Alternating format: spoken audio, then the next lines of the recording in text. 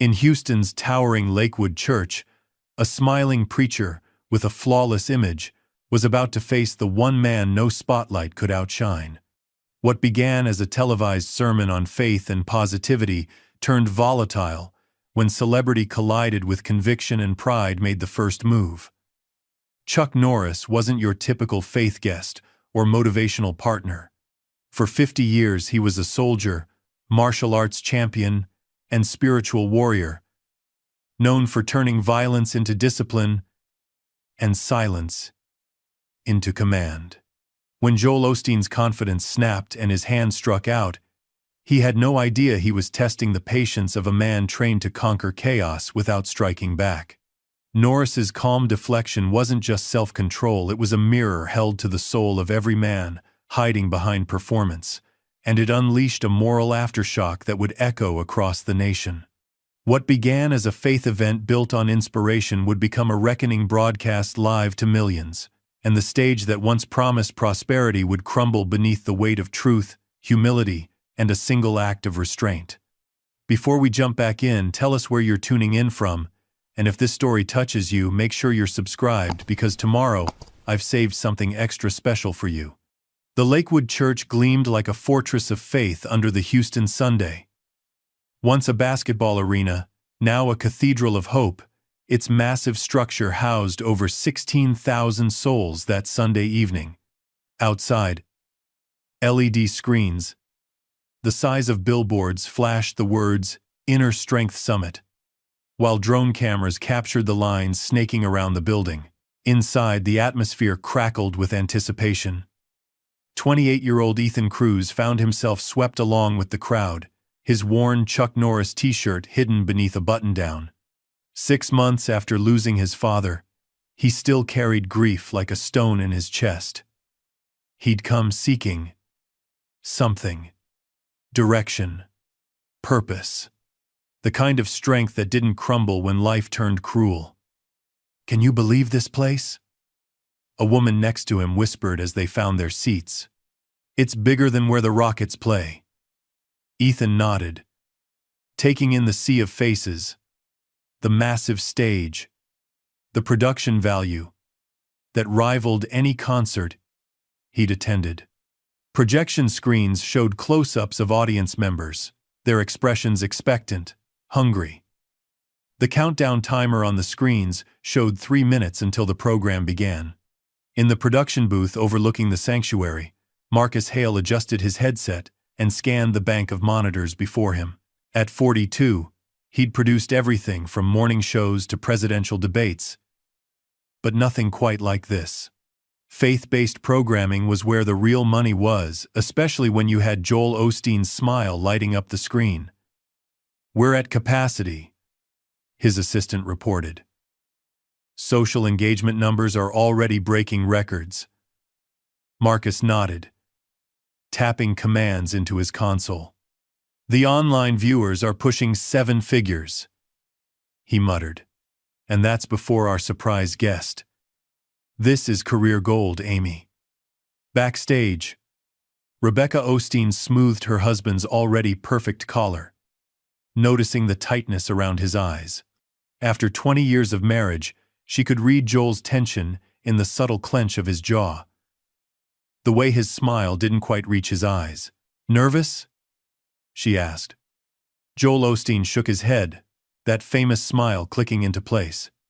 "Just focused. This event needs to be perfect. People are counting on me to deliver." Rebecca hesitated. Chuck Norris arrived early. "He's in the green room." Joel's smile flickered for just a moment. "Good. Good. Does he understand the format?" "He's here to amplify my message, not overshadow it." "Joel," Rebecca said softly, "he's a guest, not a prop." The warning lights flashed, and Joel squared his shoulders, becoming the polished, camera-ready version of himself. "It'll be fine. Everything happens for a reason, right? That's what we tell people." As Joel strode toward the stage, Rebecca watched him go, a flutter of unease settling in her stomach. She'd noticed it more lately, the gap between Joel's message and the man. The way celebrity had begun to seep into his faith, turning humility into a performance rather than a practice. The house lights dimmed. A hush fell over the crowd. On cue, music swelled something triumphant with soaring strings and a driving beat. Spotlights crisscrossed the stage as Joel Osteen bounded out, arms raised in greeting, that million-dollar smile dazzling under the lights. "Houston," he called, his voice amplified to reach the highest balconies. "What a beautiful night to celebrate the strength God has placed inside each and every one of you." The crowd erupted. Phones lifted to capture the moment. Ethan found himself caught up in the energy despite his skepticism. There was something undeniably magnetic about Joel, a polished charisma that made you want to believe. "Tonight is about finding the champion within," Joel continued, pacing the stage like a motivational conductor. "About recognizing that you, yes, you were built for more than the struggles trying to hold you down." For 40 minutes, Joel wove a tapestry of anecdotes and scriptures, each one reinforcing his message of positivity and prosperity. The audience responded with amens and applause, riding the emotional wave he crafted. Marcus, watching from the booth, tracked the engagement metrics climbing ever higher. "Perfect," Marcus murmured. "Now bring out Norris." Joel paused mid-stride, letting anticipation build. His smile widened as he gestured toward the side of the stage. "Now, family, I've brought someone special to help us understand what true inner strength looks like. A man who embodies discipline and faith. Please, welcome the legend himself, Chuck Norris." The crowd exploded. Ethan felt his heart leap into his throat as his childhood hero walked onto the stage. No dramatic entrance. No music swell. Just a man older now, but still solid. Still carrying himself with that unmistakable quiet confidence. Chuck Norris moved to center stage with measured steps, dressed simply in dark jeans and a button-down shirt. Where Joel bounced with energy, Chuck stood grounded. Where Joel commanded with volume, Chuck captivated with stillness. They shook hands, Joel with enthusiastic vigor, Chuck with measured firmness. Joel clapped Chuck on the shoulder as if they were old friends. "The man, the myth, the legend," Joel announced, playing to the crowd. "I grew up watching your films, sir. We all did." Chuck smiled, gentle, authentic, and nodded his appreciation to the audience. When he finally spoke into the microphone, Joel handed him. His voice carried without needing to be loud. "Thank you for having me," he said simply. "It's an honor to be in God's house tonight." The contrast was immediate and striking. After Joel's hurricane of words and movement, Chuck's calm felt like walking into still water. The audience settled, leaning forward slightly, as if collectively recognizing that this man would not shout for their attention, his presence alone commanded it. In the production booth, Marcus's eyes narrowed. "Zoom in on Joel's face," he instructed the camera operators. "I want to see his reaction." On the monitors, Joel's expression flickered between admiration and something harder to name. Something that looked almost like discomfort as he momentarily ceased being the brightest star on stage. "Chuck has graciously agreed to share his journey of faith and strength," Joel announced, gesturing for Chuck to take the spotlight. "A journey that parallels what I've been teaching you all these years." Rebecca, watching from the wings, caught the subtle way Joel positioned himself, not as a student of Chuck's wisdom, but as its equal. She saw, too, the almost imperceptible arch of Chuck's eyebrow at the comparison. "Before we begin," Joel continued, "I thought we might show a highlight reel of some of Chuck's greatest moments, both on screen and in his ministry work." The screens lit up with clips: Chuck's legendary fight scenes, his charity work, his public statements of faith. The crowd cheered at each iconic image. During this display, Chuck stood quietly, hands clasped before him, his expression that of a man who had long ago learned that public adulation and private worth were separate currencies. When the video ended, Joel returned to Chuck's side, still beaming that flawless smile. "Amazing legacy," Joel said. "Simply amazing. Now, Chuck, tell us, what does inner strength mean to you?" As Chuck took the microphone, Ethan leaned forward in his seat. This was why he'd come to hear wisdom from a man who seemed to embody the strength his father had admired. "Inner strength," Chuck began, his voice measured and thoughtful, "isn't about how hard you can hit. It's about standing firm when life hits you." The crowd murmured approval. Joel nodded enthusiastically, though something flickered behind his eyes. A momentary recognition that Chuck's definition carried a weight his own carefully crafted phrases sometimes lacked. "That's powerful," Joel interjected quickly. "Reminds me of my book chapter on resilience." "If I may," Chuck continued gently, not quite interrupting but not yielding the floor either. "True strength is often quietest when it's most powerful. It doesn't need to announce itself." A ripple of appreciation moved through the audience. On his monitor, Marcus noticed Joel's smile tighten almost imperceptibly. The producer leaned forward, sensing a shift in the event's energy. "Something's happening," he murmured to his assistant. "Stay on both their faces. Don't miss a thing." On stage, Joel placed a hand on Chuck's shoulder, reclaiming the audience's attention with a laugh that sounded only slightly forced. "And that's exactly why I wanted Chuck here tonight," Joel said. "To remind us that strength can look different than we expect. Now, let's talk about how that strength connects to prosperity and breakthrough." But as Joel attempted to steer the conversation back to familiar territory, Chuck's steady gaze never wavered. And in the front row, Ethan Cruz felt the first stirrings of something unexpected, the sense that beneath the polished surface of this inspirational summit, fault lines were beginning to form. Rebecca Osteen, watching from the wings, wrapped her arms around herself, a prayer forming silently on her lips. She could feel it, the subtle tension building between two very different kinds of strength. And something told her that before this night was over, everyone would see which one truly endured when tested. The conversation flowed smoothly at first, a choreographed dance of platitudes and inspiration. Joel would pose a question about discipline or faith. Chuck would respond with measured wisdom, and Joel would reframe the answer to align with his prosperity message. The audience, captivated by the presence of both men, seemed not to notice the subtle tug-of-war happening between them. But Rebecca saw it. From her position in the wings, she caught every micro-expression that crossed her husband's face, the tightening around his eyes, when Chuck received spontaneous applause, the way his gestures became more expansive, as if physically trying to reclaim the stage.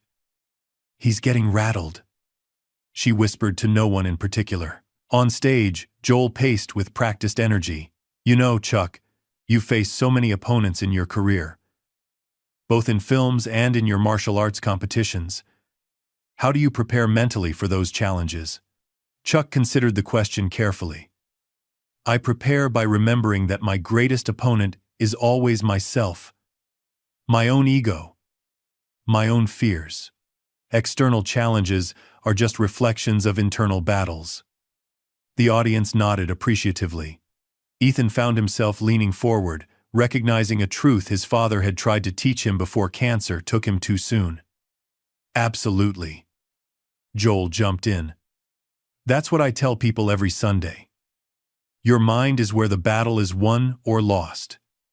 That's why positivity and prosperity thinking are so powerful. When you see yourself as blessed and highly favored." "With respect," Chuck interjected gently, "I think there's a difference between positive thinking and true inner peace. One is about what we want from the world. The other is about accepting what is, even when it's difficult. A murmur rippled through the audience. In the control booth, Marcus Hale straightened in his chair, sensing a shift in the atmosphere. "Camera 3, stay tight on Joel's face," he directed. "Camera 2, on Chuck. Don't miss anything." Joel's smile remained fixed, but a slight flush crept up his neck. "Well, of course acceptance is part of the journey," he said with a laugh that didn't quite land. "But God wants abundance for us. He wants us to thrive, not just survive." Chuck nodded thoughtfully. "Perhaps. But I've found that authentic strength often emerges most clearly in loss and limitation, not in abundance." The words hung in the air. For Ethan, they landed like a revelation, a permission to find meaning in his grief, rather than just pushing past it. Joel's rhythm faltered slightly. This wasn't how the conversation was meant to go. He glanced toward the wings, catching Rebecca's eye. She offered an encouraging nod, but he saw the concern behind it. "Let's bring this to something practical for our audience," Joel said, recalibrating. "Chuck, you've been in incredible success films, TV shows, business ventures. How does faith play into that success?" It was a redirection, a way to steer back to Joel's comfort zone of achievement and prosperity. But Chuck didn't follow the expected script. "Success?" Chuck repeated, his expression thoughtful. "I've been blessed with opportunities, certainly. But I've failed far more than I've succeeded. Those failures taught me more than any success." He paused, looking out at the audience with genuine connection. "My faith isn't about what I've achieved. It's about who I am when everything is stripped away. When the cameras aren't rolling. When no one is watching." The implication hung in the air. Unspoken, but unmistakable. In a church built on spectacle, Chuck had just quietly suggested that true faith existed beyond performance. Joel's smile tightened. "Well said. Very well said." He cleared his throat. "That reminds me of a story I often share." "If I could add something," Chuck said, his tone respectful but firm. "Sometimes our greatest ministry isn't in what we say, but in how we respond when challenged. Words are easy. Living them is harder." The audience applauded spontaneously, earnestly. It wasn't the polite, prompted response they gave to Joel's familiar catchphrases, but something deeper, authentic. In the production booth, Marcus leaned toward his microphone. "Did you hear that? He's calling Joel out." Subtly, but he's doing it. His assistant nodded, transfixed by the monitors. "Joel sees it too. Look at his face." Indeed, Joel's expression had shifted. The camera caught it perfectly. The momentary falter in his smile. The flicker of something that might have been irritation or even anger before the professional mask slid back into place. "Powerful insight," Joel recovered, though his voice carried a new edge. "And speaking of challenges, let's talk about discipline. Chuck, you're famous for your workout regimen and martial arts practice. How does physical discipline connect to spiritual strength?" It was a deliberate pivot away from authenticity and back to something showy, something that played to images rather than substance. Chuck seemed to recognize the maneuver. His eyes, kind but penetrating, held Joel's for a beat longer than comfortable. "Physical discipline is just a tool," he answered. "What matters is the intention behind it. Are we training for appearance or function? Are we concerned with how strong we look or how strong we actually are?" The question lingered. Some in the audience shifted uncomfortably, sensing the subtext. From his seat, Ethan watched the interaction with growing fascination. He'd come expecting inspiration, Instead, he was witnessing something raw and real, a collision of philosophies disguised as friendly conversation. On stage, Joel's body language had changed. His movements became more assertive, his voice slightly louder, as if trying to reclaim authority through volume. "Appearance matters too, though," Joel countered with a theatrical gesture to the audience. "We're ambassadors for Christ. When people see success and excellence, they're attracted to our message." Chuck nodded slowly. "There's truth in that. But I've found that people are most drawn to authenticity, to moments when our masks slip and they see our genuine struggles. Perfect appearances create distance. Shared humanity creates connection." The words settled over the audience like a gentle rebuke. In that moment, something shifted in the room. A collective recognition that they were witnessing more than a dialogue. They were seeing a fundamental clash of world views. Rebecca sensed the tension building. She caught the eye of one of the stage managers, silently asking if they should cut to the next segment. The manager shrugged, equally uncertain. In the control booth, Marcus was practically vibrating with excitement. "This is gold," he whispered. "Pure gold. Don't you dare cut away." On stage, Joel tried again, his voice now carrying an unmistakable edge beneath the smile. "Well, Chuck, you've certainly maintained your image well over the years. The Chuck Norris brand is legendary." "I don't think much about my brand," Chuck interrupted, the gentleness in his voice making the contradiction even more pointed. "I focus on my character. One is for public consumption. The other is who I really am." A murmur rippled through the crowd. The implication was impossible to miss. Joel's smile became fixed, his eyes no longer matching the expression on his lips. He glanced at the confidence monitor, then back at Chuck with a forced chuckle. "Character matters." "Absolutely. That's what I was saying earlier about—" "Sometimes," Chuck said quietly. "Words aren't enough, Joel." The statement hung in the air like a thunderclap before silence. Simple. Direct. Unadorned. The audience's reaction was immediate, a collective intake of breath, followed by an uncomfortable shuffle of movement. Some exchanged glances. Others looked down at their programs. A few nodded in solemn agreement. Ethan felt a chill run up his spine. In 5 simple words, Chuck had distilled the discomfort he'd always felt sitting in megachurches, like this one, the nagging sense that something was missing beneath the polish and production. Telling and preparing this story took us a lot of time. So if you are enjoying it, subscribe to our channel. It means a lot to us. Now back to the story. In the wings, Rebecca closed her eyes briefly. She'd seen the warning signs building, had felt the tension mounting, but even she hadn't expected such a direct challenge. From his control booth, Marcus Hale grabbed his assistant's arm in excitement.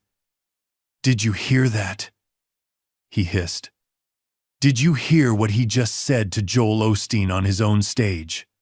On the stage itself, Joel stood frozen for a moment, the professional smile still plastered on his face, but his eyes now sharp, with something that looked dangerously close to anger. The mask was slipping. "Well," Joel said, his voice tight but controlled, "we all express our faith differently, don't we? My calling is to uplift, to inspire, and you do it well." Chuck acknowledged with a nod. But inspiration without foundation crumbles when real storms come. Another ripple through the crowd. Another moment of tension stretching taut between the two men. Joel's hand tightened visibly around his microphone. The cameras caught it all, the whitening of his knuckles, the slight tremor in his perfectly manicured fingers. "Let's talk about your foundation then," Joel said, his voice carrying a challenge now. "You've built quite an empire yourself. Films, television, fitness equipment, books. All temporary. Chuck replied evenly. All things that will fade. What remains is how we treat people when the spotlight is off. How we handle power. How we respond when challenged. The emphasis on that last word was subtle but unmistakable. A direct acknowledgement of what was happening between them. Joel's professional demeanor cracked further. His next words came out sharper, the veneer of friendliness wearing dangerously thin. And how exactly do you respond when challenged, Chuck? With all that martial arts training, I imagine it's quite decisive. The question carried a barb. The first openly combative move, in what had until now been a subtle sparring match. Chuck met Joel's gaze steadily, unruffled by the provocation. True strength is knowing when not to strike, he replied. Anyone can react with force. Restraint is the harder path. Restraint. The words seemed to hover in the air between them. A virtue being simultaneously described and demonstrated. Joel's jaw tightened visibly. He turned to the audience with a too broad smile that didn't reach his eyes. Well, folks, I think we're getting a little philosophical here. Let's bring this back to practical advice for your daily lives. May I finish my thought? Chuck asked, his tone polite but firm. Joel hesitated, caught between social grace and growing irritation. The audience watched, collectively holding their breath. Of course, Joel said finally, the words strained through his smile. Thank you. Chuck turned to address the audience directly. The strongest person in any room isn't the one who can force others to bend. It's the one secure enough to bend themselves. To listen. To change course when needed. True power isn't in dominating others, it's in mastering yourself. The words resonated through the massive space. In his seat, Ethan felt them land like truth, the kind his father would have nodded along with. Simple. Unvarnished. Real. The audience applauded spontaneously and earnestly before Joel could respond. It wasn't the prompted, polite applause of earlier, but something genuine. Something earned. And in that moment, watching the reaction, something shifted in Joel's expression. The mask slipped further, revealing not just irritation now, but something deeper. A flicker of insecurity. Perhaps even fear. Rebecca saw it from the wings and took an involuntary step forward. She knew her husband knew the pressure he placed on himself, the carefully constructed image he maintained. She recognized the warning signs of his composure fraying. In the control booth, Marcus sensed it too. Stay tight on Joel. He instructed his camera operators. Something's building. I can feel it. On stage, Joel regained the microphone, his movements now slightly too sharp. His famous smile strained at the edges. Well, there's wisdom in that perspective, he acknowledged, though his tone suggested otherwise. But let's remember that Jesus himself showed righteous anger when needed. Sometimes strength means taking a stand. True, Chuck agreed. But Jesus' anger was never about protecting his ego or reputation. It was about protecting others, especially the vulnerable. The distinction hung in the air, implicit but clear. A line drawn between ego-driven reaction and principle-driven response. Joel's composure slipped another notch. The audience could see it happening in real time, the carefully maintained veneer beginning to crack under pressure. Are you suggesting I'm operating from ego, Chuck? Joel asked, a dangerous edge entering his voice. Chuck met his gaze steadily. I'm not suggesting anything about you specifically, Joel.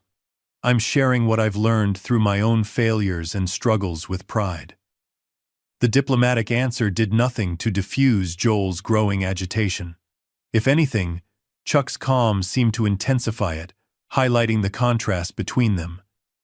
Because it sounds like you came to my church, to my event, to lecture me, Joel continued, the pretense of casual conversation now completely abandoned. Which seems like its own kind of pride, doesn't it? A collective gasp rippled through the audience. In his seat, Ethan sat up straighter, sensing the shift from philosophical tension to personal confrontation. Rebecca stepped fully into view at the edge of the stage now, catching Joel's eye and giving a slight shake of her head, a silent plea for restraint. But Joel either didn't see her or chose to ignore the warning. Chuck remained unruffled. I came because you invited me, Joel. To share honestly about strength. That's what I'm doing. And you think you're stronger than me? Joel pressed, his voice rising slightly. Is that what this is about? The question hung in the air, naked and raw. The audience stirred uncomfortably. This wasn't the polished, uplifting event they'd expected. Chuck's expression showed the first hint of concern not for himself, but for Joel, for the situation unfolding in front of thousands. This isn't about comparing ourselves to each other, Chuck said carefully. That's the opposite of what I've been trying to say. But Joel had crossed some internal threshold, had moved from controlled irritation to something more volatile. His next words came out sharp, pointed. It's easy to lecture about humility when you're Chuck Norris, isn't it? When your whole identity is built on being the toughest guy in the room? The accusation was both unfair and revealing a projection of Joel's own insecurities rather than an accurate assessment of Chuck's demeanor. In the control booth, Marcus was practically levitating with excitement. Are you getting this? He demanded of his team. Tell me you're getting all of this. On stage, Chuck took a measured breath, his expression compassionate rather than offended. Joel, he said quietly, maybe we should take a break. Collect our thoughts. The suggestion reasonable, gracious, seemed only to fuel Joel's agitation. To the watching audience, the contrast was stark. Chuck growing calmer as Joel grew more visibly frustrated. We don't need a break, Joel insisted, his voice carrying a challenge now. We're having an honest conversation about strength, aren't we? That's what you wanted. Chuck glanced toward Rebecca in the wings, a silent question in his eyes. She stepped forward, ready to intervene. But Joel cut her off with a gesture. Let's make this practical, Joel continued, turning back to Chuck with an intensity that made the audience shift uncomfortably. Show us what real strength looks like, Chuck. Not just words. Actions. A dangerous line was being crossed. Everyone in the room could feel it. The escalation from philosophical disagreement to personal challenge. Chuck remained still, his posture relaxed but alert. I think we're demonstrating different kinds of strength right now, Joel, he said evenly. And that's valuable for everyone watching. The diplomatic response seemed to frustrate Joel further. He stepped closer to Chuck, the pretense of casual conversation completely abandoned now. You know what I think? Joel said, his voice tight with suppressed emotion. I think it's easy to judge from the outside. To come into someone else's house and critique, to play the wise master while others do the hard work of inspiring people week after week. Chuck started to respond, but Joel pressed on, his words coming faster now, driven by something deeper than the immediate disagreement. Do you know what it's like to carry the spiritual weight of millions? To have every word scrutinized? To be the face people look to for hope? Joel's voice rose, the strain evident. You get to be the action hero. I have to be perfect. Never doubt. Never falter. Never show weakness. It was a startling moment of vulnerability, a glimpse behind the carefully maintained facade. For a brief moment, the audience saw not the polished television pastor, but a man buckling under the weight of his own public image. In the silence that followed, Chuck's expression softened with genuine compassion. "Joel," he said quietly, "that burden sounds exhausting, but it's one you don't have to carry." The gentleness in his voice, the absence of judgment, seemed to hit Joel harder than any criticism. Something flickered across his face. Recognition, perhaps, or a moment of clarity. But it was quickly subsumed by the momentum of his emotional state. "Don't patronize me," Joel snapped, the words echoing through the sound system. "Not in my own church." The audience stirred uneasily. This wasn't the uplifting, inspirational event they'd come for. This was something raw, unscripted human frailty, exposed beneath bright lights. Rebecca moved decisively now, stepping onto the stage with a practiced smile. "I think this might be a perfect time for a short break," she announced, her voice warm but brooking no argument. "Our worship team has a beautiful song prepared." "No." Joel's rejection was immediate and firm. He turned back to Chuck, something challenging in his stance now. "We're having a conversation about strength, about walking what you talk. Isn't that right, Chuck?" Chuck met Joel's gaze steadily, his expression neither intimidated nor antagonistic. Just present, centered. "Sometimes strength is knowing when to pause," Chuck suggested quietly. "When to step back and reflect." "And sometimes," Joel countered, stepping even closer to Chuck, "strength is standing your ground. Isn't that what you've built your whole reputation on?" The tension in the room was palpable now. Rebecca looked toward the production booth, making a cutting motion with her hand, a signal to Marcus to intervene, to cut to commercial, to do something. But Marcus, sensing historic television unfolding before him, pretended not to see. On stage, the two men stood facing each other. Joel vibrating with barely contained emotion, Chuck still and centered. The contrast could not have been more stark. "You've made quite a living teaching people how to fight," Joel continued, his voice carrying an edge that made the audience shift uncomfortably. "Why don't you show us what that looks like? Right here. Right now." It was a shocking escalation. Beyond philosophical disagreement, beyond personal irritation, into direct provocation. Chuck shook his head slightly. "That's not why I'm here, Joel. And it's not what these people came for. Isn't it?" Joel pressed, gesturing to the crowd. "Aren't they curious what would happen if the famous action star had to use his skills in real life?" "I know I am," the audience murmured, uncertain how to respond. Some looked embarrassed, others fascinated. Ethan felt his stomach tighten with discomfort. Chuck remained unmoved, his calm unshaken. "What exactly are you asking for, Joel?" Joel stepped closer still, close enough that the audience could see the tension in his shoulders, the tightness in his jaw. His next words emerged through gritted teeth, his voice low but picked up clearly by the microphone. "I'm asking if you're as tough as the legend says, or if it's all just camera tricks and careful editing." The challenge hung in the air, impossible to misinterpret.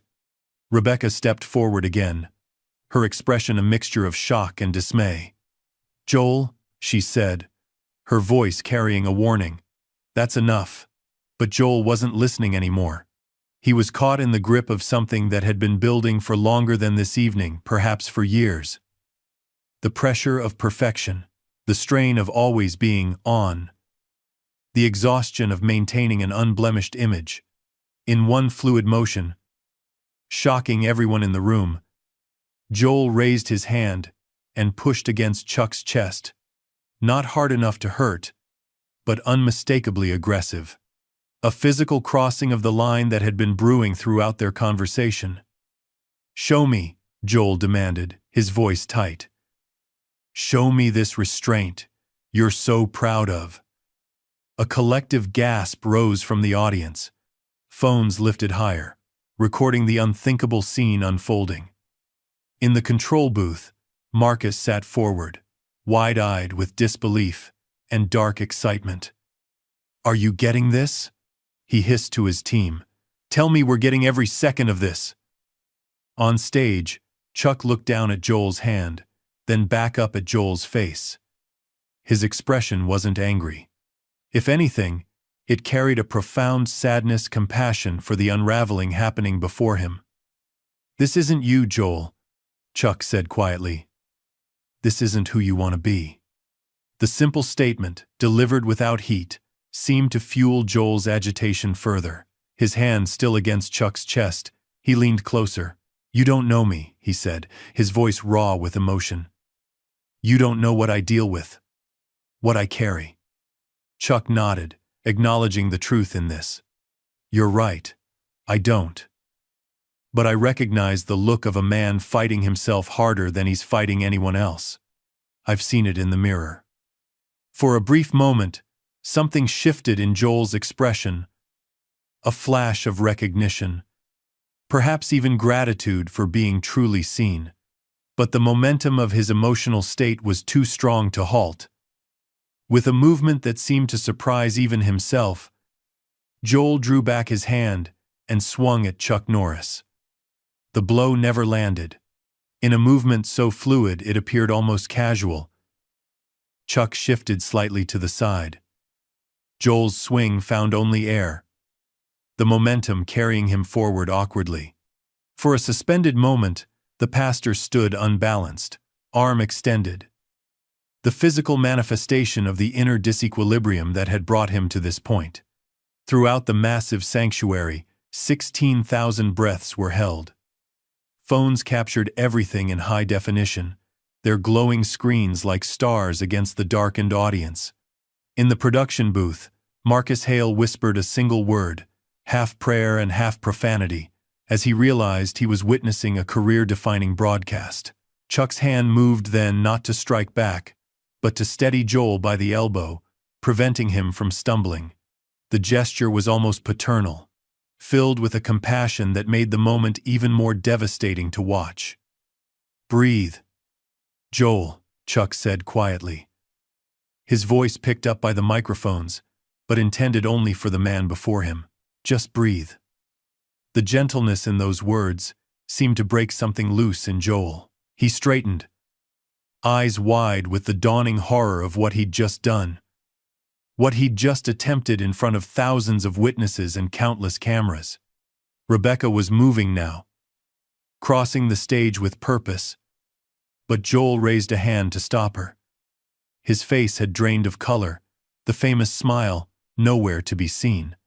In its place was something raw and exposed, a man confronting the gulf between his message and his actions. Joel began, then stopped, searching for words that wouldn't come. The silence stretched painfully. The audience remained frozen, collectively processing what they'd just witnessed. Joel Osteen, the smiling face of modern faith, the polished purveyor of positivity, had just taken a swing at Chuck Norris on his own stage during a live-streamed event about inner strength. Ethan Cruz sat motionless, his emotions a tangle of disappointment and fascination. The man he'd come to hear, the voice of optimism and achievement, had just revealed the limits of his own philosophy in the most public way possible. On stage, Chuck released Joel's elbow, giving him space but remaining present. His eyes held no judgment, only a steady compassion that seemed to cut deeper than any rebuke could have. "I apologize," Joel finally managed, his voice stripped of its usual confidence. He addressed Chuck directly, not playing to the audience for once. I don't know what came over me." Chuck nodded once, accepting the apology with simple dignity. "Pressure reveals what practice has prepared us for," he said quietly. "We all have breaking points." The words weren't meant to shame, but they carried a weight that settled over the sanctuary. In that moment, Chuck wasn't an action star or martial artist. He was simply a man standing in truth, uncomfortable but necessary. Joel swallowed hard, glancing out at the stunned faces of his congregation. For years, He had preached breakthrough and victory. He had promised them that faith would make them unshakable. Yet, here he stood, thoroughly shaken. "I think," Rebecca said, stepping forward with gentle authority, "we should take that break now." She gestured to the worship leader, who nodded quickly and began moving toward the piano. But Joel shook his head, something resolute forming in his expression. "No," he said, his voice rough but steadying. "No more performances. No more deflections." He turned to face the congregation directly. "You all came here tonight expecting inspiration," he said, the words emerging with difficulty.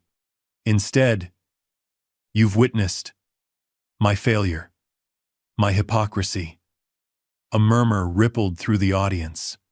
This wasn't the Joel Osteen they knew, the polished, positive figure who never acknowledged doubt or darkness. This was someone unfamiliar, raw, unfiltered. In the production booth, Marcus leaned back in his chair, his expression shifting from excitement to something more complex.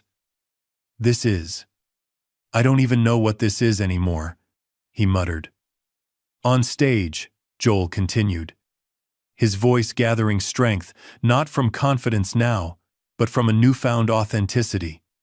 "For years, I've told you all that faith makes us strong. That belief shields us from weakness." He glanced at Chuck, then back to the audience. "But I think I've been getting it wrong." The admission hung in the air, shocking in its humility, devastating in its implications. Thousands of people sat in stunned silence as their spiritual leader publicly questioned the foundation of his own teachings. "The message was supposed to be about inner strength tonight," Joel said, gesturing toward Chuck. "And I think we've all just learned what that really looks like. It's not in aggression. It's not even in success." His voice broke slightly. "It's in restraint. In the strength to face your own failures without running from them." Chuck remained quiet, his presence steady but unobtrusive. This moment belonged to Joel, a reckoning years in the making. From his seat, Ethan watched with a mixture of disappointment and reluctant respect. The pedestal had crumbled, the idol had fallen, but in its place stood something potentially more valuable, a human being, struggling toward authenticity. "I owe you all an apology," Joel continued. "But especially," he turned to Chuck, meeting his eyes directly. "I owe you an apology, sir. You came here as my guest, and I treated you as a threat. Because deep down, I think that's how I've come to see anyone who challenges me. As a threat to the image I've built." Chuck nodded once, the simple gesture conveying both acceptance and understanding. In the wings, Rebecca wiped at her eyes, a complex mixture of emotions playing across her face. Grief for the public humiliation her husband was experiencing, but also a quiet pride in his courage to face it directly. "I don't know what happens next," Joel admitted, addressing the congregation again. "I don't have a 5-point plan or an uplifting conclusion. For once, I'm standing before you without a script, without certainty. All I know is that I need to be honest with myself, with all of you, and with God." The silence that followed was profound. A collective breath held, a moment of genuine spiritual reckoning that no production value could have manufactured. Then, from somewhere in the back, a single voice called out, "We're with you, Pastor Joel." Others joined in, not with blind adoration or performative enthusiasm, but with something more valuable: authentic support in a moment of human frailty. Joel stood still, visibly moved by the response. For perhaps the first time in years, he wasn't performing for his congregation. He was connecting with them. Chuck stepped forward then, placing a hand lightly on Joel's shoulder. "This," he said, his voice carrying easily through the microphone still clipped to his collar, "is what real strength looks like. Not never falling, but having the courage to get back up, to face the truth of who we are, flaws and all. The words settled over the sanctuary, like a benediction. In that moment, the Inner Strength Summit delivered on its promise, though not in the way anyone had expected. Marcus, watching from the production booth, finally found his voice again. "Cut to commercial," he instructed. Though his tone lacked its earlier excitement, "but save every frame of this footage. Every single frame." As the broadcast switched to a pre-recorded segment, Joel turned to Chuck. Their microphones now off, but their images still visible to the live audience. "I don't know how to come back from this," Joel admitted quietly. Chuck's expression was kind but unflinching. "Maybe you don't come back," he suggested. "Maybe you move forward instead, as something more honest than before." The words hung between them, a challenge and an invitation. Around them, the massive sanctuary buzzed with energy as thousands of people tried to process what they'd just witnessed. Some sat stunned. Others leaned close to neighbors in urgent conversation. A few had already taken to social media, their thumbs flying across phone screens. What none of them realized not yet was that they had just witnessed something more powerful than the inspirational message they'd come for. They had seen the beginning of a transformation. The first painful steps of a journey from image to substance. And in his seat, young Ethan Cruz felt something unexpected taking root. Not the blind admiration he'd come seeking, but something more valuable. The understanding that true strength lived in the gap between failure and redemption. In the courage to fall publicly and get back up anyway. The lesson his father had tried to teach him all along. The commercial break created a surreal pause, a suspended moment between the public unraveling they had just witnessed and whatever would come next. In the sanctuary, the atmosphere crackled with tension and uncertainty. 16,000 people remained in their seats. Phones clutched in hands, messages flying across social media platforms as the unprecedented moment spread beyond the church walls. Backstage, Joel stood with Rebecca and Chuck in a small circle, their conversation shielded from the audience but intense in its urgency. Joel's shoulders were slumped.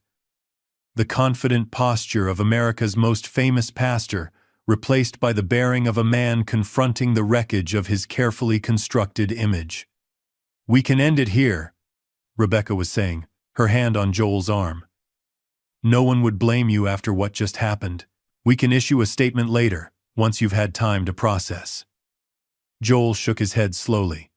His face, usually animated with that trademark smile, looked years older under the harsh backstage lights. "No," he said. "Running away would just confirm everything people already think about the performative nature of what we do here." He glanced toward the stage, where the countdown clock showed 45 seconds until they were live again. "I need to see this through." Chuck, who had remained largely silent during their exchange, nodded slightly. "Whatever you decide," he said, "know that how you respond now matters more than what just happened." Joel met his eyes, searching for judgment, but finding only steady compassion. "Will you come back out there with me?" he asked, the question carrying a vulnerability that would have been unthinkable an hour earlier. Chuck considered this. "Are you sure that's what you want?" "No," Joel admitted with a humorless laugh. "What I want is to rewind the last 30 minutes of my life. But since that's not an option, yes. I think finishing what we started is the only path forward." In the control booth, Marcus was hurriedly restructuring the broadcast, his earlier excitement replaced by a producer's pragmatic focus on salvaging the event. "We'll bring them back on together," he instructed his team. "No music intro, no flashy graphics. Just the two of them, continuing the conversation. This is real now, let's not dress it up." His assistant nodded. eyes still wide from what they'd witnessed. "This is either the end of Joel Osteen's career," she murmured, "or the beginning of something completely new." Marcus glanced at her. "Either way, we're the only ones with this footage. Every network in the country will be calling us within the hour." Back in the sanctuary, Ethan sat forward in his seat as the house lights dimmed again, signaling the resumption of the broadcast. Around him, people whispered urgently to one another, speculation flying about what would happen next.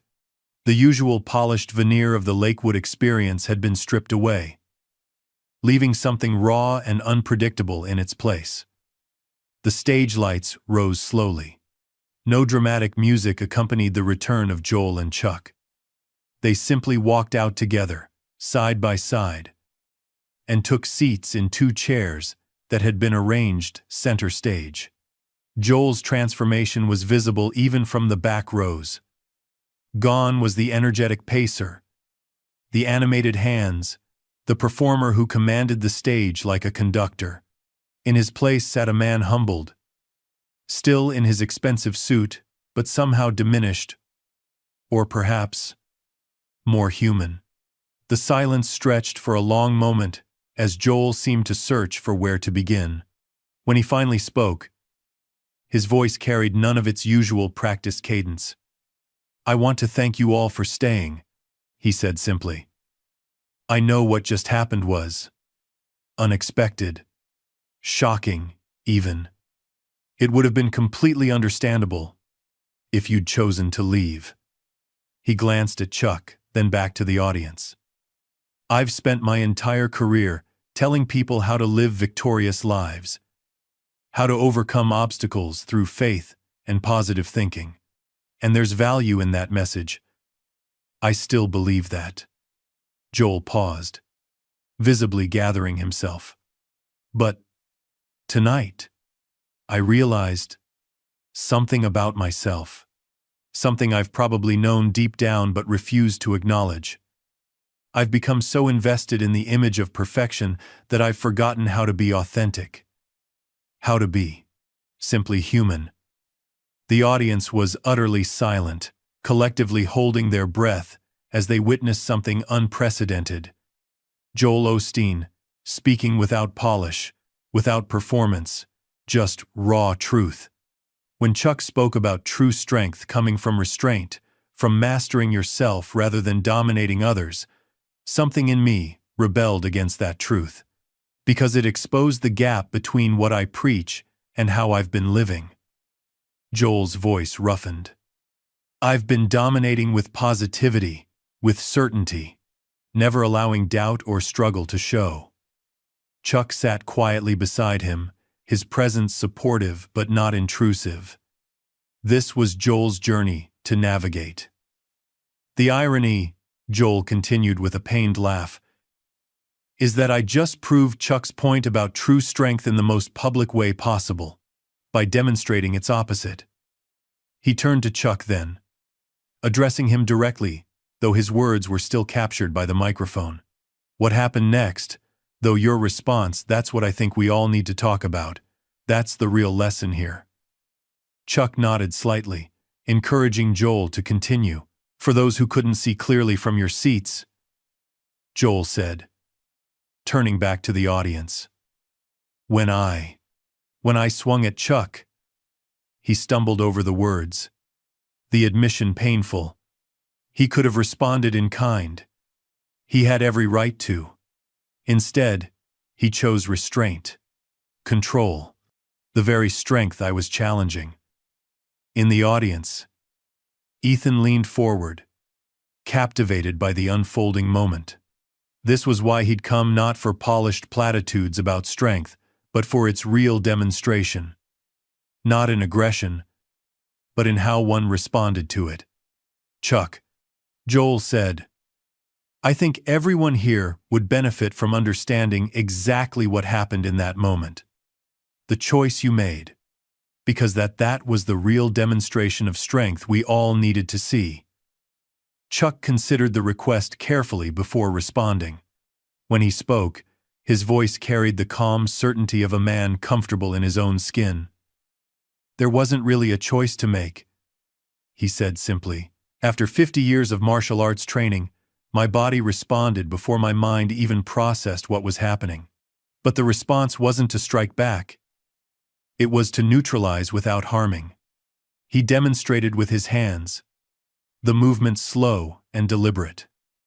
A simple redirection, creating space, maintaining balance while allowing you to find yours again. The explanation was technical, but the metaphor wasn't lost on anyone listening. The counter wasn't a counterattack, Chuck continued. It was a counterbalance. In martial arts, we learn that the strongest response is often the one that uses the least force necessary. Not to dominate, but to restore harmony. The words settled over the sanctuary, carrying a weight that transcended the physical demonstration. In his seat, Ethan felt something click into place, a lesson his father had tried to teach him about strength being measured not by force exerted, but by force restrained. Joel nodded slowly, absorbing the wisdom in Chuck's words. I came at you with ego, he acknowledged. With pride. With the need to maintain an image even at the cost of truth. And I responded with acceptance, Chuck said. Not of the action, but of the humanity behind it. We all have moments when our worst selves emerge. The question is, what do we do next? The question hung in the air, a challenge, and an invitation not just to Joel, but to everyone listening. Joel took a deep breath, his gaze sweeping across the massive sanctuary. I don't have a neat answer to wrap this up with, he admitted. No three-point sermon to make everything better. All I know is that I need to be honest about where I am. About the gap between what I preach and how I live. His voice strengthened with genuine emotion rather than performative passion. And maybe that's where real strength begins. Not in pretending to have it all together, but in admitting when we don't. Not in never falling, but in how we get back up. The words resonated through the space, not with the polished certainty of Joel's usual declarations, but with something more valuable. Authentic struggle toward truth. Chuck nodded. A simple acknowledgement of respect for Joel's willingness to face himself publicly. The counter that matters most, he said quietly, isn't what happened physically between us. It's the counter to pride, humility. The counter to performance, authenticity. Those are the moves that take the most courage. Something shifted in the atmosphere of the sanctuary. A collective release of tension. A shared exhale. What had begun as shocking confrontation was transforming into something unexpected. A genuine moment of spiritual reckoning. In the production booth, Marcus watched the monitors with an expression of wonder. We're not producing this anymore, he murmured to his assistant. We're just witnessing it. On stage, Joel turned to Chuck, his expression carrying a vulnerability rarely seen in public figures. I owe you an apology, he said. Not just for what happened earlier, but for bringing you here under false pretenses. I didn't invite you to share your wisdom. I invited you to enhance my brand, to be a prop in my production. The admission clearly cost him, but he pushed through. And when you refused to play that role, when you spoke truth instead, I reacted with anger instead of gratitude. Chuck's response was simple but profound. Apology accepted, he said. Then, after a brief pause, now, what will you do with this moment, Joel? This is either an ending or a beginning. The choice is yours. The question hung between them. A challenge wrapped in compassion. An invitation to transformation. Joel was silent for a long moment, visibly processing. When he finally spoke, his voice carried a new quality, a tentative authenticity, replacing his usual certainty. I think, he said slowly, I need to stop hiding behind positivity. Behind prosperity.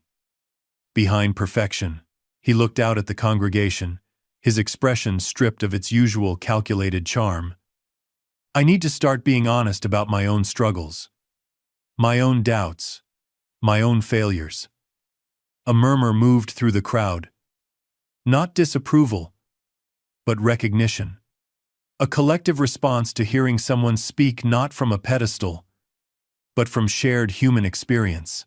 Perhaps, Chuck suggested gently, that's the message people truly need. Not that faith makes us invincible, but that it gives us the courage to be vulnerable, to be authentic, to fail and rise again. Joel nodded, something shifting in his expression, a weight lifting, replaced by the first glimmers of genuine peace. That's a message I can stand behind, he said. Because it's true. Because I've lived it and am living it right now. In front of all of you. He turned to address the congregation directly, his voice gathering strength not from showmanship now, but from newfound conviction. I don't know what this means for the future, for this ministry, for my role in it. But I know that whatever comes next has to be built on truth, not performance. On authenticity, not image. The words resonated through the massive space, a declaration that felt like both an ending and a beginning. Throughout the sanctuary, people began to rise to their feet. Not in the orchestrated response of earlier, but in genuine, spontaneous support. In his seat, Ethan stood with them, something unexpected swelling in his chest. He had come seeking inspiration from strength displayed. He was finding it instead in vulnerability embraced. In the courage to fall publicly and rise again with truth. Chuck rose from his chair then, extending a hand to Joel.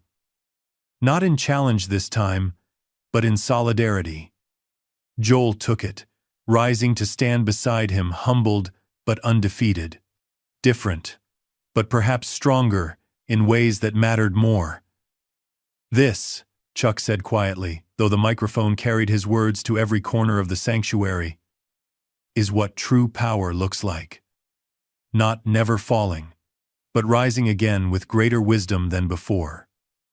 As the two men stood together on stage, the action hero and the fallen pastor, the master of physical discipline and the student of spiritual authenticity, something profound was communicated without words. True strength isn't found in perfect performance, but in the courage to embrace imperfection. Not in dominating others, but in mastering oneself. The counter that shook the stage wasn't Chuck's physical response to Joel's attack. It was the counterintuitive truth that real power often looks like vulnerability embraced rather than weakness denied. And as the sanctuary erupted in applause, not the polite, prompted response of religious routine, but the genuine recognition of authentic humanity, that truth continued to ripple outward. Through the cameras broadcasting live to millions, through the phones capturing and sharing the moment, through the hearts of everyone witnessing transformation unfold in real time, including a young man named Ethan Cruz, who had come seeking answers about strength and was finding them in the last place he expected. In the space between failure and redemption. In the gap between who we pretend to be and who we truly are. The very lesson his father had lived. Right until the end. By dawn, the video had gone viral. Number Osteen swings and number Norris counter dominated every social platform. Morning shows replayed the clip endlessly, Joel's building tension, the swing, Chuck's calm response, and most compelling, the raw authenticity that followed. Some called it career suicide. Others hailed it as the most genuine moment in modern religious broadcasting. Ethan Cruz woke to a phone buzzing with notifications. Friends who knew he'd attended bombarded him with questions. He scrolled through the reactions, watching the incident being dissected from every possible angle. The memes had already begun, most finding humor, but some capturing the profound lesson beneath. True strength isn't in the swing. It's in the counter. Chuck Norris sat in meditation in his hotel room. Phone deliberately turned off. After 50 years in public life, he had learned that peace came from within, not from external validation. His wife Gina entered with tea and a gentle smile. "It's quite a storm out there," she said. "Every network wants an interview." "And how do you see it?" Chuck asked, valuing her perspective above all others. Gina considered this. "I think something important happened last night. Something beyond the spectacle. You created space for transformation, for authenticity." Chuck nodded. "The question now is what Joel does with that space." Across Houston, in the Osteen residence, Joel sat surrounded by evidence of his success awards, best-selling books, photographs with celebrities. Rebecca stood by the window, phone in hand, her expression grave. "The board wants an emergency meeting," she reported. "Several major donors have called. The network is concerned about the messaging inconsistency." Joel nodded absently, his attention on his tablet where reactions continued flooding in. For someone who had built a career on public perception, the tsunami of commentary should have been devastating. Yet something had shifted inside him, the thing he had feared most had happened, and somehow, he was still breathing. "What are you thinking?" Rebecca asked. Joel was quiet before responding. "I'm thinking about something my father used to say. That a crisis is just a crossroads viewed up close." He set the tablet aside. "For 20 years, I've been telling people that faith shields us from storms. What if I've been wrong? What if faith is what helps us weather the storms, not avoid them? The question is whether people want to hear that message from you," Rebecca said. "Whether they'll trust you after last night." Joel nodded. "I guess we'll find out." At Lakewood Church, the administration buzzed with frantic energy. Marcus Hale paced the production suite, fielding offers for the exclusive footage that had become the most discussed religious moment in recent memory. "CNN is offering 6 figures just for the unedited tape," his assistant reported. "Fox and MSNBC are in a bidding war."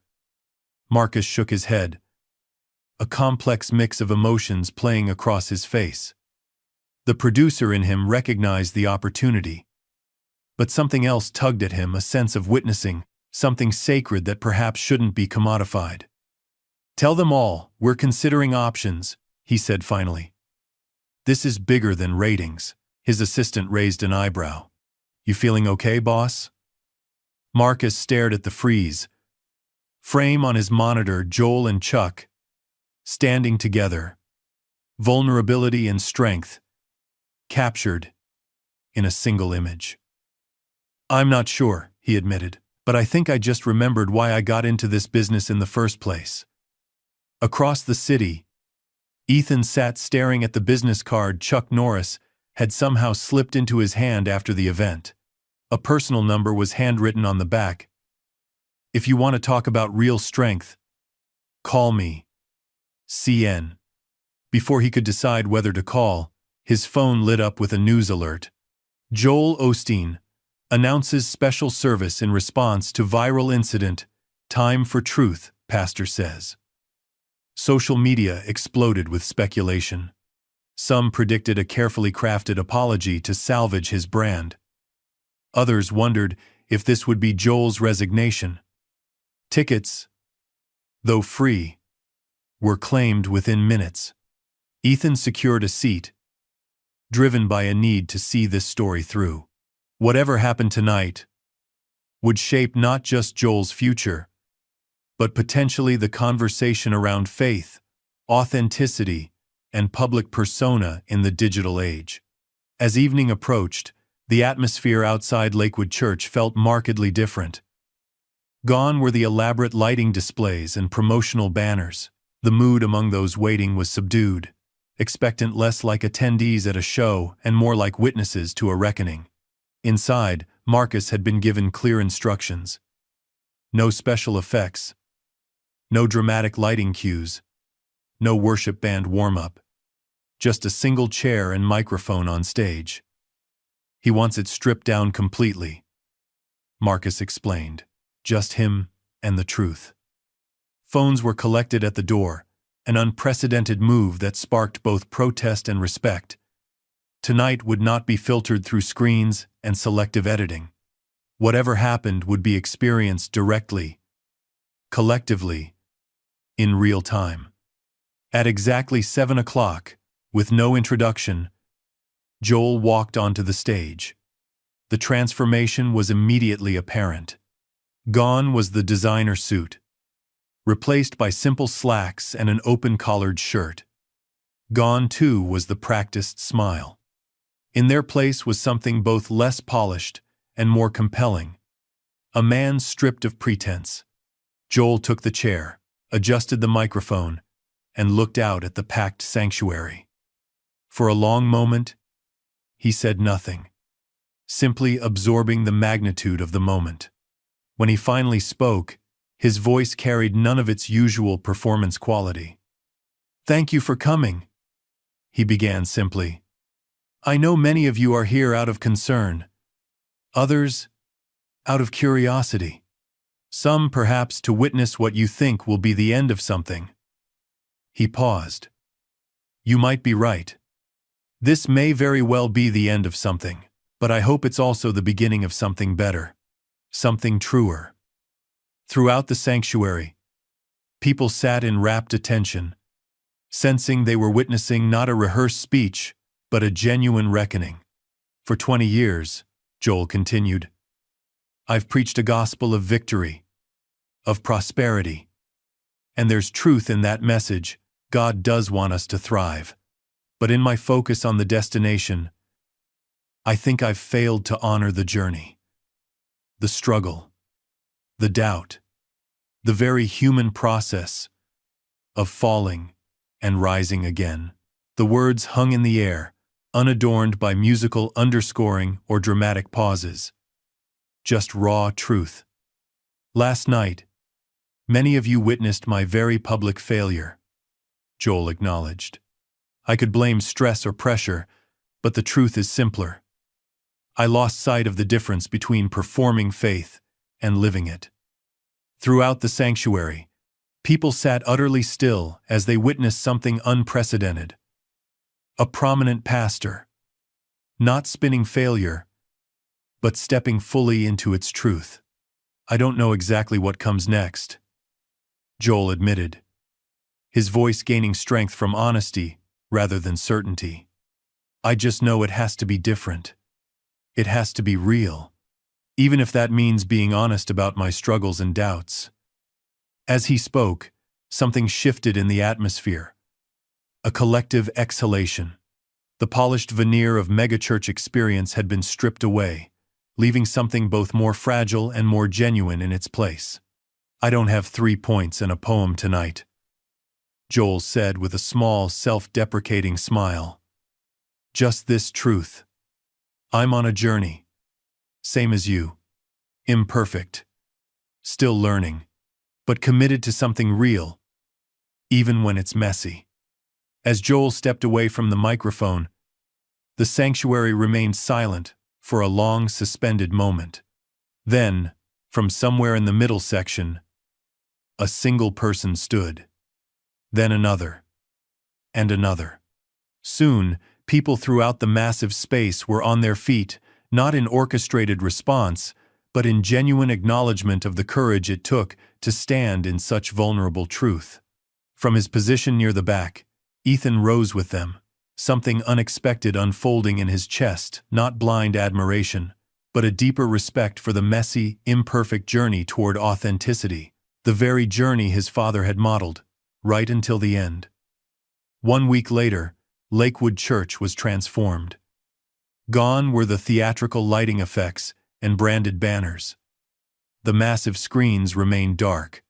Even the seating had been rearranged, creating a more intimate setting despite the venue's scale. The atmosphere pulsed with something different from the usual pre-service excitement, a collective holding of breath before diving into uncharted waters.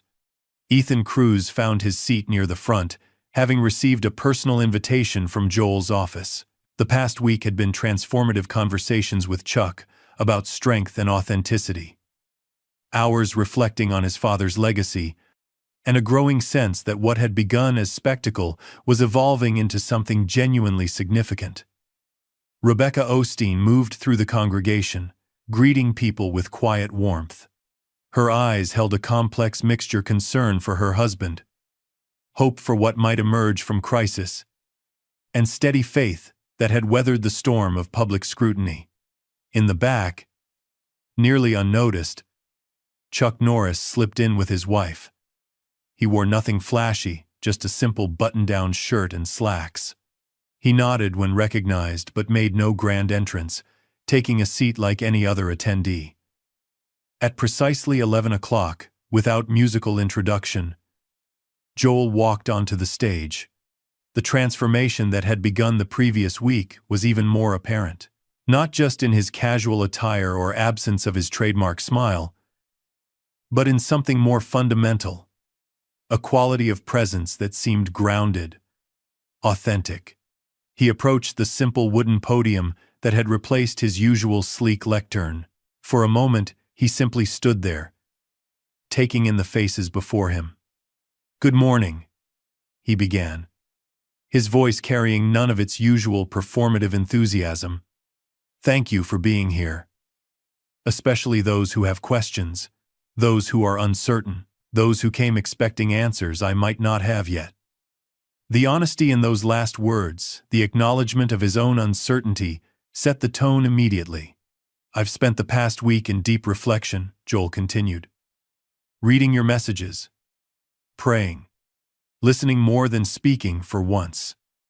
A small, self-deprecating smile touched his lips. "It's amazing what you hear when you finally stop talking." A gentle ripple of laughter moved through the congregation. Not mockery, but recognition. "I'm not here today with a polished message," Joel said. "I'm here with something both simpler and harder. Truth." He paused, gathering himself.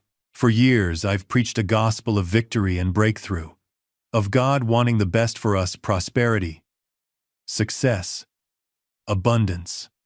Joel's voice remained steady, though the cost of his words was evident in his expression. "And I still believe God wants us to thrive. But I think I've misunderstood what true abundance looks like." From his seat, Ethan watched intently, struck by the humility in Joel's demeanor. This wasn't damage control. This was genuine reckoning. "True abundance," Joel continued, "isn't measured in material success or perfect circumstances. It's found in authenticity, in the courage to be real with ourselves, with each other, and with God, even when that reality includes struggle, doubt, and failure." The words hung in the air, unadorned by musical underscoring. Just truth, offered without performance. "Last week, you witnessed my very public failure," Joel acknowledged. "Not just in losing control, but in the gap between what I've preached and how I've lived.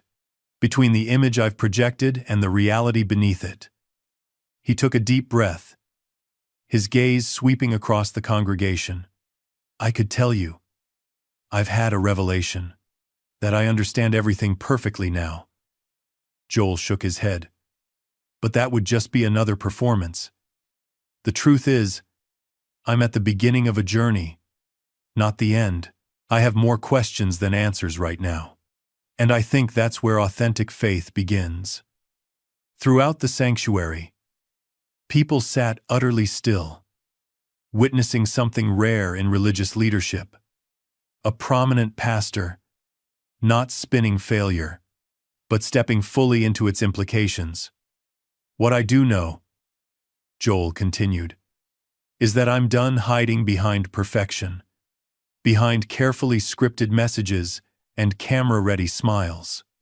I want to build something real with you, a community where we can be authentic about our struggles while still holding on to hope." From his seat, Chuck watched with quiet approval. Not the satisfaction of having won their confrontation, but the recognition of witnessing genuine transformation. "I want to thank Chuck Norris," Joel said, as if sensing his presence. "Not just for his grace in that heated moment, but for showing me what true strength looks like. It isn't found in never falling, it's found in how we rise after we fall." Heads turned until they located Chuck. He acknowledged the words with a simple nod. "I'm sorry," Joel said, his voice quieter now, "for the times I've presented faith as a formula rather than a relationship, for offering certainty when I should have acknowledged mystery, for creating a culture where appearance mattered more than authenticity." The words settled over the sanctuary, not as theatrical self-flagellation, but as honest acknowledgement. "I don't know exactly what comes next," Joel admitted. "But I know it has to be different. It has to be real, even when reality is messy and complicated." He stepped away from the podium, moving to the center of the stage. "I'd like to invite Chuck to join me, if he's willing," Joel said. "Not for any dramatic reconciliation, but because I think his wisdom is something we all need right now." After a moment's consideration, Chuck rose and made his way to the stage with quiet dignity. The two men stood facing each other, so different in background and approach, yet connected now by something profound, a shared understanding of true strength. Joel extended his hand. Chuck took it, the handshake simple and genuine. "Thank you," Joel said quietly, "for showing restraint when I showed none, for demonstrating what I should have been teaching all along." Chuck nodded, his expression serious but compassionate. "We all have moments when emotion overwhelms wisdom," he said. "What matters isn't the fall. It's what we learn on the way back up." The words resonated through the sanctuary, not as pithy platitude, but as hard-won truth. Ethan felt something tighten in his chest, remembering his father's similar philosophy during cancer treatment. "It's not about never falling, son. It's about how you get back up." "In 50 years of martial arts," Chuck continued, "I've learned that the strongest opponents aren't those who never lose balance. They're the ones who know how to regain it quickly, who turn vulnerability into opportunity." He turned to Joel, his expression direct but kind. "What I witnessed wasn't just failure, it was the beginning of something authentic. And that takes more courage than any fight I've ever faced. The question now," Chuck said, "is whether we treat this as a momentary scandal to move past, or as the foundation for something more authentic. Something that acknowledges that real faith includes doubt. Real strength includes weakness." Throughout the sanctuary, people leaned forward, captivated by simple truth, in a space that had too often prioritized spectacle. "I don't have a neat sermon to wrap this up," Joel concluded, his expression no longer carrying the weight of performance. "All I can promise is that I'm committed to the journey to building something authentic. It won't be perfect. There will be missteps, but it will be real." Throughout the sanctuary, people rose to their feet, not in orchestrated response, but in genuine recognition of the courage such vulnerability required. Ethan stood with them, something unexpected unfolding in his chest. Not blind admiration, but something more valuable. Respect for the messy, imperfect journey of becoming real, of falling publicly and rising again with truth. The very journey his father had modeled in those final months, valuing authenticity over appearance, right until the end. As the congregation stood, their applause, not the practiced enthusiasm of religious entertainment, but the genuine recognition of truth spoken without performance. Something profound was communicated. True redemption isn't found in never falling, but in the courage to rise again with greater wisdom than before. Not in maintaining a perfect image, but in embracing authentic humanity, flaws, doubts, struggles and all. Not in performing faith for others, but in living it honestly, even when the journey includes moments of weakness and failure. The counter that had shook the stage wasn't just Chuck's physical response. It was the counterintuitive truth that emerged. Real power isn't found in domination but in restraint.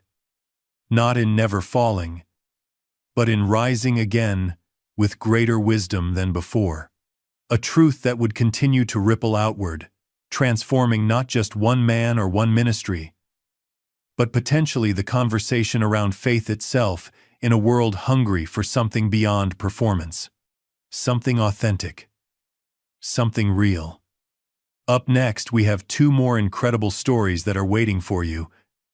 Just click the image you want to watch, and it will take you there.